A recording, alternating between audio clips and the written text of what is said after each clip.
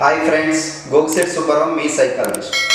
ఇవాళ మనం చెప్పుకునే టాపిక్, మీ పిల్లలు చాలా స్మార్ట్గా ఉన్నారా, మంచి మార్కులు తెచ్చుకుంటున్నారా, ఏం చేస్తున్నారు, ఎంత స్మార్ట్గా ఉన్నారు, ఎన్ని మార్కులు తెచ్చుకుంటున్నారు అని చూసి మీరు ఎంతో మురిసిపోతూ ఉంటారు. కరెక్టే, అది చాలా మంచి విషయం.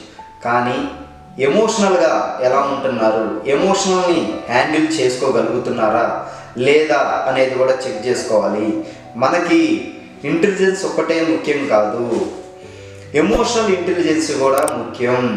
ఇక్కడ ఎమోషనల్ ఇంటెలిజెన్స్ కూడా అవసరం. ఎందుకంటే లైఫ్లో హ్యాండిల్ చేయాలి అంటే, ఎమోషనల్ని మనం కంట్రోల్ చేసుకోవాలి అంటే ఎమోషనల్ ఇంటెలిజెన్స్ కూడా చాలా అవసరం అన్నమాట.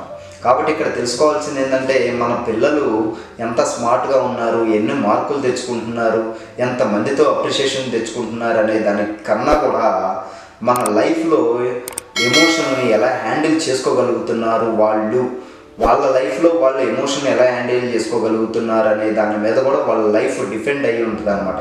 కాబట్టి ఇక్కడ గుర్తుపెట్టుకోవాల్సింది ఏంటంటే, ఎమోషనల్ ఇంటెలిజెన్స్ని డెవలప్ చేయాలి పిల్లల్లో.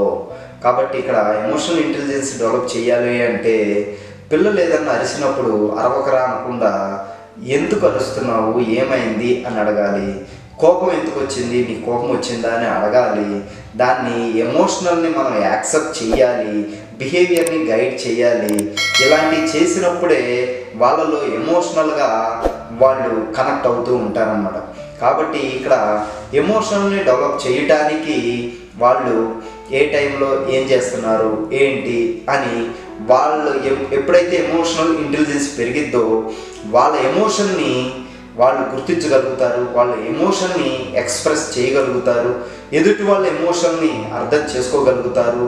ఇలాంటివన్నీ వాళ్ళు స్ట్రెస్కి వెళ్ళకుండా, వాళ్ళు ఫెయిల్యూర్స్ కానీ, సక్సెస్ కానీ, స్ట్రెస్ని కానీ, రిలేషన్షిప్ని కానీ ఇలాంటివన్నీ కూడా హ్యాండిల్ చేయగలుగుతారనమాట. కాబట్టి ఈ ఎమోషనల్ ఇంటెలిజెన్స్ అనేది చాలా ఇంపార్టెంట్ అనేది గుర్తుపెట్టుకోవాలి. ఇప్పుడు మార్కులు, మంచి జాబు రావటం ఇవన్నీ లైఫ్లో స్టార్టింగ్ అయితే, లైఫ్లో సస్టైన్ చేసేది మాత్రం ఎమోషనల్ ఇంటెలిజెన్స్ అనేది గుర్తుపెట్టుకోండి. ఎందుకంటే పిల్లలు ఎమోషనల్గా ఎంత హ్యాండిల్ చేస్తారో, వాళ్ళ ఎమోషన్ని ఎలా కంట్రోల్ చేసుకోగలుగుతారో, వాళ్ళ ఎమోషన్ని ఎలా ఎక్స్ప్రెస్ చేసుకోగలుగుతారో, ఎదుటి వాళ్ళ ఎమోషన్ని ఎలా అర్థం చేసుకోగలుగుతారో వాళ్ళు మాత్రమే లైఫ్లో హ్యాపీగా ఉండగలుగుతారు. స్మార్ట్గా ఉన్న పిల్లలు కన్నా ఎమోషనల్గా స్ట్రాంగ్గా ఉన్న పిల్లలే లైఫ్లో సక్సెస్ అవుతారనేది గుర్తుపెట్టుకోవాలన్నమాట.